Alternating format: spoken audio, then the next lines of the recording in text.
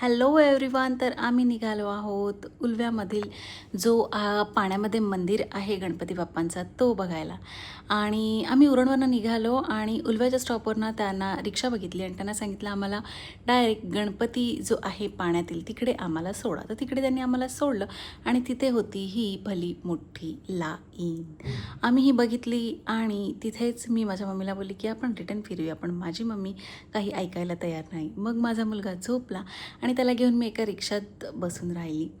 आणि तरीसुद्धा आम्ही वाट बघत होतो. म्हणजे आम्ही 9:30-10ला पोचलो, तरी पण आमचा 12 वाजले तरी आमचा काय नंबर आला नाही. आणि हळूहळू सरकत ही लाईन पुढे आली. मी ट्राय केलं की गपचूप आपला नंबर येऊ शकतो का पलीकडे जाऊन, पण तिथे काही नंबर लागला नाही. शेवटी बोट आली आणि आम्ही या बोटीतून निघालो आहोत गणपती मंदिराकडे.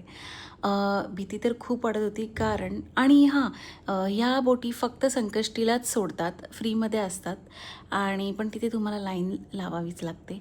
आणि हा प्रवास म्हणजे करताना खूप भीती वाटत होती ॲक्च्युली, कारण पाणी एकदम जवळ होतं आणि जे मंदिर दिसते समोर त्या मंदिरात आपल्याला पोचायचं होतं. 2-3 बोट असतात, कंटिन्यू असतात, तुम्ही सकाळपासून जाऊ शकता, पण फक्त संकष्टीलाच ते घेऊन जातात. अदरवाईज मला वाटते की ते पाण्यामध्ये घेऊन जात नाही आणि अशा प्रायव्हेट पण बोटी नसतील जात माझ्या मते.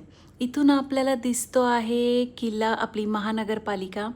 आणि खूप छान वाटलं. आम्ही गणपती मंदिराजवळ पोहोचलो, तिथे आतमध्ये सुद्धा भरपूर लाईन होती. हे आहे गणपतीचं मंदिर आणि एकदम पाण्यात, म्हणजे मला असं वाटतं की पाय आपला जर खाली टाकला तर डायरेक्ट आपण समुद्रातच जाऊ असं असावं तिथे.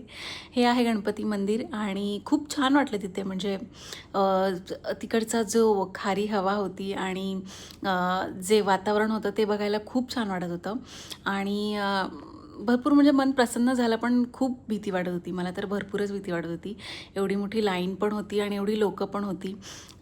तर आपल्याला बोटी न्यायलासुद्धा येतात आणि इथून पण असंच आहे, लाईन लावून आपल्याला रिटर्न जायचं आहे. आणि आम्ही तिथे थोडेफार फोटो क्लिक केले, पण काही एवढे नाही. एवढे मला भीतीनेच माझ्या पोटात गोळा आला, त्यामुळे मी जास्त काही करू नाही शकली एवढं. आणि इथून ह्या छोट्या गल्लीतून बोट येते. आमची बोट थांबून होती कारण तिला एकच बोट पास व्हायला जागा होती, त्यामुळे आमची बोट तिथे थांबून होती. आणि हे इथून आपण चालत आता आपण परतीच्या प्रवासाला. आणि आम्ही परत जाताना सुद्धा खूप मोठा किस्सा झाला. तुम्ही जर जाणार असाल तर एक रिक्षावाला किंवा तुमच्या प्रायव्हेट व्हेकलनीच जा, कारण तिकडे ऑटो नसतात. आम्हाला हे काका खूप नशिबाने भेटले, म्हणजे देवाच्याच कृपेने मिळाले आणि त्यांनी आम्हाला सोडलं उल्वा स्टेशनला आणि तिथून आम्ही आलो आमच्या घरी. Thank you for watching.